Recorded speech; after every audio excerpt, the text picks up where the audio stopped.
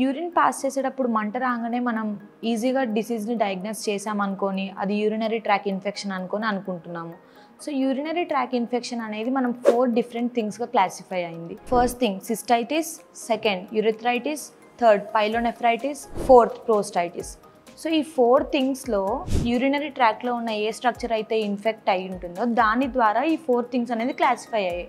So first thing తీసుకుంటే కనుక cystitis. మన యూరినరీ బ్లాడర్ ఏదైతే ఉందో దాంట్లో ఇన్ఫెక్షన్ కనుక ఉండుంటే కనుక దాన్ని మనం సిస్టైటిస్ అంటాం. Second యూరిథ్రైటిస్.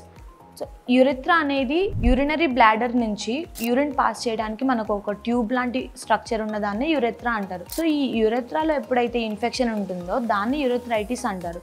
And third thing pyelonephritis. Pyelonephritis అంటే కిడ్నీలో రీనల్ ట్యూబ్యూల్స్ అనే ఒక ట్యూబ్ లాంటి స్ట్రక్చర్స్ ఉంటాయి. అది యూరిన్ ఫామ్ చేయడానికి లేకపోతే ఫామ్ అయిన యూరిన్ని ఫిల్టర్ చేయడానికి యూజ్ అవుతూ ఉంటాయి. సో ఆ రీనల్ ట్యూబ్యూల్స్లో కనుక ఇన్ఫెక్షన్ ఉంటే దాన్ని పైలోనెఫ్రైటిస్ అంటారు. And fourth prostatitis. మెన్లో ప్రోస్టేట్ గ్లాండ్ అనేది ఉంటుంది. దాంట్లో కనుక ఏమైనా ఇన్ఫెక్షన్ ఉంటే దాన్ని ప్రోస్టైటిస్గా మనం కన్సిడర్ చేయాలి.